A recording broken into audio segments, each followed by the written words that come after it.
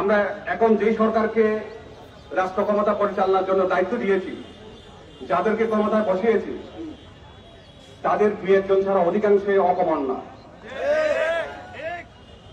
তারা কোনো একটা কাজ প্রোঅ্যাক্টিভলি করতে পারে না। যতক্ষণ পর্যন্ত না আমরা রাস্তায় দাঁড়িয়ে আমাদের অধিকারের কথা মানুষকে অসুবিধা করে, যতক্ষণ পর্যন্ত না আমাদের মানুষকে কষ্ট না দেওয়া পর্যন্ত আমরা কোনো অধিকারের কথা কারো কাছে আমরা পৌঁছাতে পারতেছি না। এই রাষ্ট্র আসলে আমরা চাই নাই।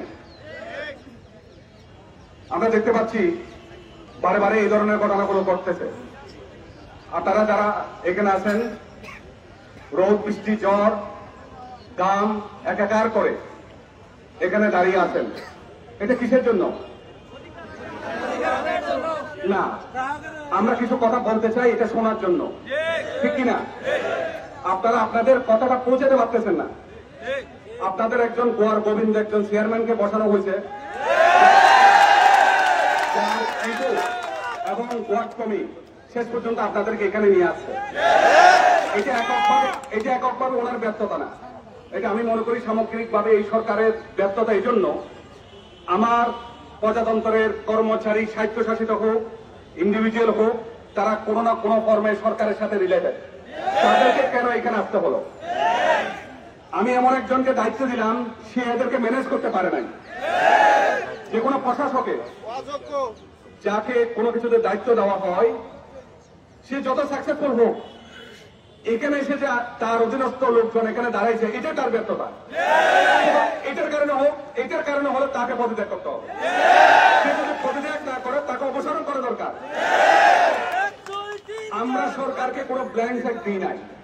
আপনারা যেমন ইচ্ছে তেমন করে রাষ্ট্র পরিচালনার জন্য আপনাদেরকে দায়িত্ব দিই নাই।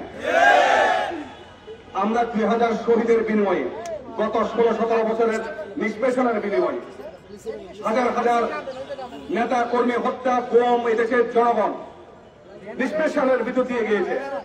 নতুন করে কোনো বঞ্চনার কথা শোনার জন্য এখানে দাঁড়াতে হচ্ছে, এটা আমাদের জন্য লজ্জা। আমি কি আপনাদের কারো কাছ থেকে শুনতে পারি আপনারা আসলে এখানে কি জন্য দাঁড়াইছেন? কেউ একজন স্পেসিফিক কথাটা বলতে হবে, আসলে কি জন্য আপনারা দাঁড়াইছেন? আপনাদের সমস্যা? হ্যাঁ, বৈষম্য। কিসের বৈষম্য? হ্যাঁ,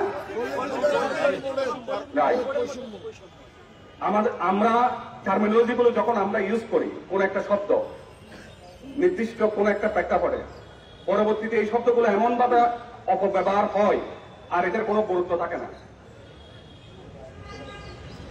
বিদ্যুৎ সেক্টর সবচেয়ে একটা পজিটিভ দিক হচ্ছে, আমরা যতগুলো উপদেষ্টা এখানে দেখতে পাই, তার মধ্যে সবচেয়ে একজন অ্যাক্টিভ, কর্মঠ, কাজ বুঝে, দেশের প্রতি দরদি। ব্যক্তিগতভাবে ওনার সম্বন্ধে আমার যতটুকু জানা বোঝা আছে, ফজল কবির খান, উনি একজন অ্যাক্টিভ মানুষ এবং পুরো অ্যাক্টিভ হওয়ার কথা, কিন্তু এখানে আমি দেখতেছি ওনার ব্যর্থতা সরাসরি।